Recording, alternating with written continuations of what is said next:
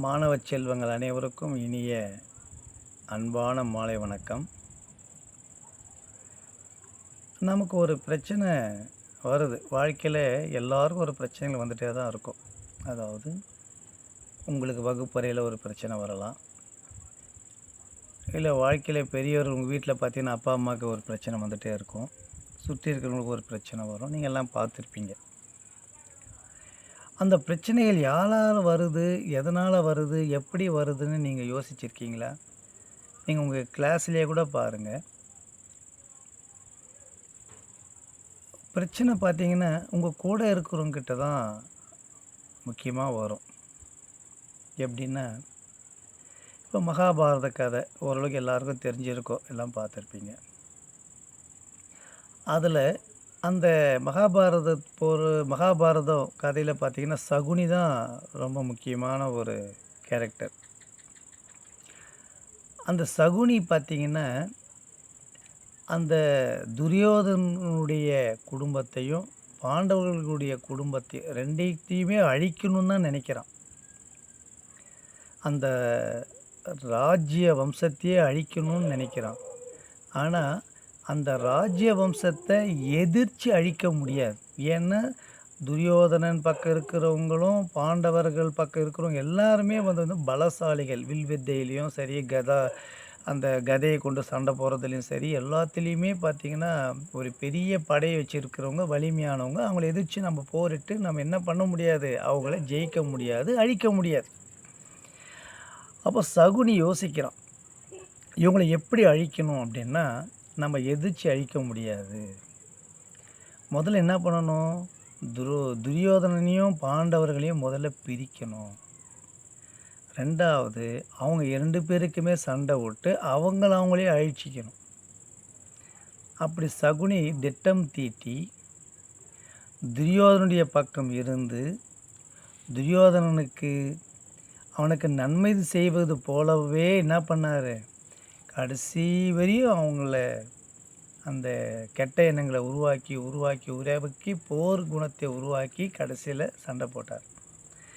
பாண்டவர்கள் நல்லவர்கள் தான். எத்தனையோ முறை வந்து அவங்கள அந்த சண்டை நடக்காத இருக்கிறதுக்கு கடைசியாக ஒரு 5 கிராமங்கள் கூட கேட்டாங்க.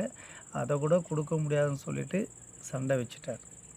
கடைசியில் என்னாச்சு, துரியோதனன் குடும்பம், திருதராஷ்டிர குடும்பம் மொத்தம் அழிஞ்சு போச்சு. அதே போல் பாண்டவர்களோட குடும்பத்தில் குழந்தைங்கள்லாம் அழிஞ்சிட்டாங்க. கடைசியில் பரீட்சித் என்ற ஒரு குழந்தை மட்டும்தான் நிற்கிது, பாண்டவர்கள் மட்டும்தான் நிற்கிறாங்க.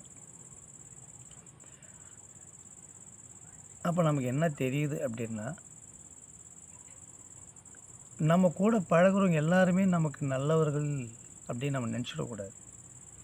ஏன்னா சகுனி போன்ற ஆட்கள் நம்மிடம் இருப்பார்கள். நம்முடன் இருப்பவர்கள் நம்மிடம் இருக்கின்ற வலிமையானவர்களை நம்மிடமிருந்து பிரித்து நம்மை அழிக்கக்கூடிய சகுனிகளை போன்ற சில நண்பர்கள் நம்மிடம் இருப்பார்கள். அதை நம்ம அடையாளம் கண்டுபிடிச்சிட்டோன்னு வச்சுக்கோ, வாழ்க்கையில் நம்மளை ஜெயிக்கிறதுக்கு யாராலே முடியாது.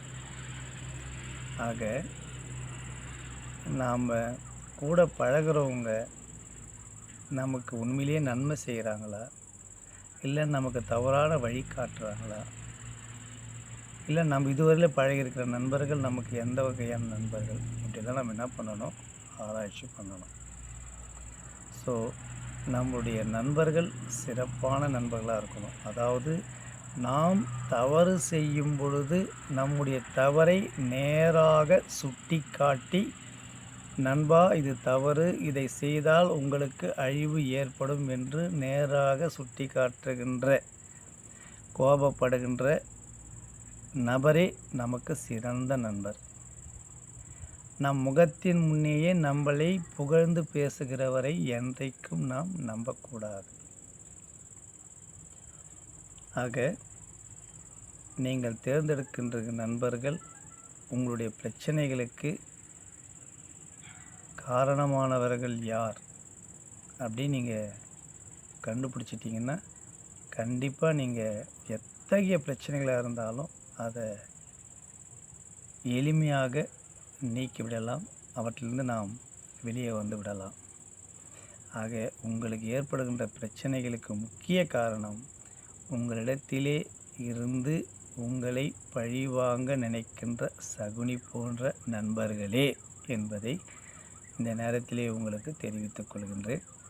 ஆக மாணவ செல்வங்கள், சமுதாயத்திலே நீங்கள் பழகும் பொழுது